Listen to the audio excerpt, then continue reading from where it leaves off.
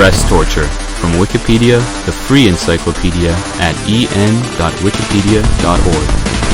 Breast torture, also called breast play, nipple torture, or tit torture, is a BDSM activity in which sexual stimulation is provided through the intentional application of physical pain or constriction to the breasts, areola, or nipples of a submissive. It is a popular activity among the kink community. The recipient of such activities may wish to receive them as a result of masochism, or they may have a desire to please the dominant who is sadistic. Those involved may also be motivated by breast fetishism. Mild breast torture, such as light impact play on the breasts, is also occasionally used outside of the BDSM context to provide stimulation and pleasure during conventional sex. The breasts are sometimes used to satisfy a desire for erotic humiliation. Cruel or disparaging references to the breast can be used to produce verbal humiliation, while physical humiliation can be achieved through discipline techniques such as breast punishment. Section 1. Techniques. There are a variety of techniques used for breast torture, and they are sometimes combined to produce a greater erotic effect. Sensations such as squeezing, pinching, caressing, poking, and tickling can be induced by hand or mouth, or by making use of a variety of implements. Nipple torture is a popular element of breast torture. Some people find their nipples to be more erotically sensitive than their genitals. They are an erogenous zone of the body, and their stimulation using techniques such as pinching can in some cases lead to orgasm. During the 1970s, a study of S&M themed contact magazines and club members in Germany identified nipple torture as one of the 6 most popular activities. BDSM literature sometimes shows household items attached to erect nipples to provide a pinching sensation. These include clothespins, mouse traps, clothes hangers with integral clips, or pairs of chopsticks with elastic bands wrapped around each end. Alternatively, commercially produced nipple clamps, a type of sex toy, can be used. With many types of nipple clamps, the degree of tightness is variable, and the amount of pain produced is dependent upon how tightly they are applied. The pinching restricts the blood flow, and when the attachments are removed, further pain may be caused by the return of normal blood flow. Weights are sometimes hung from nipple clamps to tighten the pinching or to add a tugging sensation that varies as the wearer moves. Nipple clamps are sometimes sold with a chain connecting them so that a dominant can pull on it to create tension. Alternatively, nipple clamps may be attached to ropes, chains, or wall fixtures. Twisting the nipples produces a painful sensation, and nipple pain can be intensified by twisting nipple clamps, an action which pushes the nipple into the breast. A titty twister is a BDSM device used to inflict pain on the breasts, and especially the nipples in this way. They are made in a variety of styles, but all have nipple clamps that can be made to rotate once in position, twisting the breasts and nipples of the person wearing the device. Nipple pumps, devices designed to provide an erotic nipple-sucking sensation, can be used to sensitize the nipples for subsequent nipple torture. Some models allow the suction level to be increased enough for the pump itself to be used for nipple torture. Breast pumps can be used for erotic lactation as part of BDSM play. They can trigger lactation without pregnancy, allowing for the milking of the submissive's breast. Suction is sometimes applied to the breasts via erotic cupping, a technique in which cups, bowls, or bells are used to create suction on the skin, and a method similar to the cupping therapy used in alternative medicine. The sensation can be erotic, and drawing blood to the skin can make the area more sensitive once the cups are removed. Larger cups create more suction, which makes the resulting sensations more intense. The practice can also cause pain and leave bruised marks on the skin. Nipple piercings are sometimes used to facilitate breast torture. Once inserted, piercing rings can simply be pulled as a part of BDSM play. Alternatively, they can be attached to heavy chains or to nipple cords, pieces of thin rope or heavy string, and the other end of these chains or cords can be attached to screw eyes or pulleys to allow the nipples to be put under great tension. Unpierced nipples can have nipple rings or nipple cuffs placed around them and tightened to create and sustain nipple erections and also to cause pain. Erotic electrostimulation of the breasts is considered unsafe due to the risk of electrocution. Breast bondage can be used to stimulate the breasts erotically and focus the submissive's attention on their submissive state and their vulnerability. The high concentration of nerve endings in the breasts means that having them tied tightly can be a painful experience. It can also heighten their sensitivity by increasing and trapping the blood flow in them. Breast bondage can be used as a show of power on the part of the dominant person or a way to inflict torture and punishment. Breast torture may include binding the breasts with ropes, chains, wire or bondage tape, or heavy rubber bands may be placed around the base of the breast.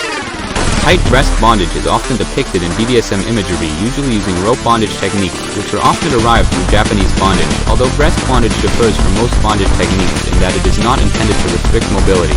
Breast bondage techniques typically lift and separate the breasts. A rope is commonly tied around the base of each breast, causing them to bulge forwards, or ropes above and below the breast push them together so that they are pushed outwards from the chest.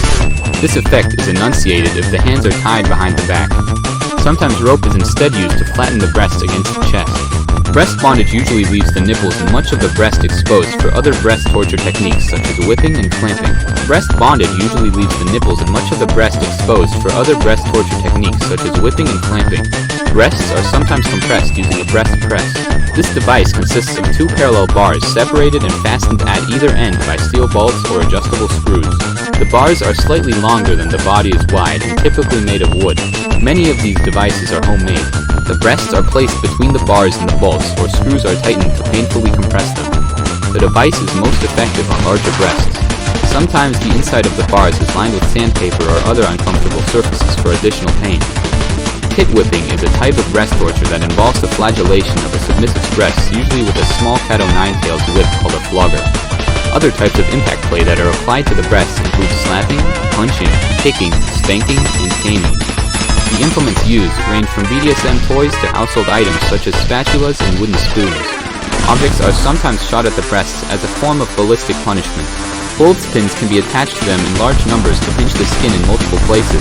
When they are removed and the blood flows back, a sensation of warm pain is experienced. The clothespins can be attached together using string or wire and pulled off, creating a BDSM device known as a zipper. Alternatively, the skin of the breast can have nipple clamps, a Bottenback wheel, or play-piercing needles applied to it. Temperature play is sometimes applied to the breasts. For example, certain types of hot wax can be dripped onto the breast as a part of wax play, in some instances producing a wax mold of the nipple and the breast.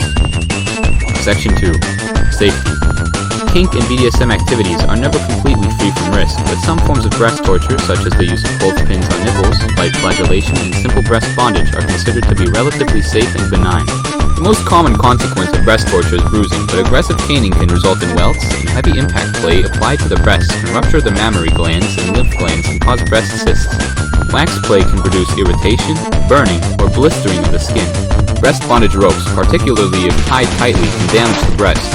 Using conventional rope for breast bondage can result in rope burns. Ropes designed for BDSM use are typically made from soft cotton that lies flat against the skin to avoid this. If rope is less than 5 mm, 0.2 inches in diameter, it can cut into the skin. Breast bondage also risks cutting off the blood circulation to the breasts, and they should not be bound too tightly nor for too long. Tightly bound breasts can become swollen and darker, which some people like. However, photographs of breast bondage sometimes show breasts that have turned purple or blue, which indicates that blood circulation has been cut off. Numbness or lack of sensation in the breasts are also indicators of this. It can be damaging, and scissors can be used to remove ropes quickly if needed. It is also possible for breast bondage to restrict the flow of blood to the arms or legs, leading to nerve damage, muscle destruction, and eventual blood clots. Breast bondage in Japanese culture is generally practiced by women under 30 as a result of the body's decreasing ability to heal with age.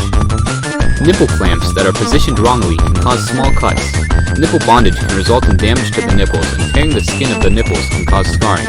Regular heavy nipple play that produces scabbing and bruising can cause internal scar tissue and desensitization, resulting in permanent nerve and tissue damage. During pregnancy, the nipples may be too sensitive for nipple clamps, and nipple stimulation can cause the release of the contraction-inducing hormone oxytocin.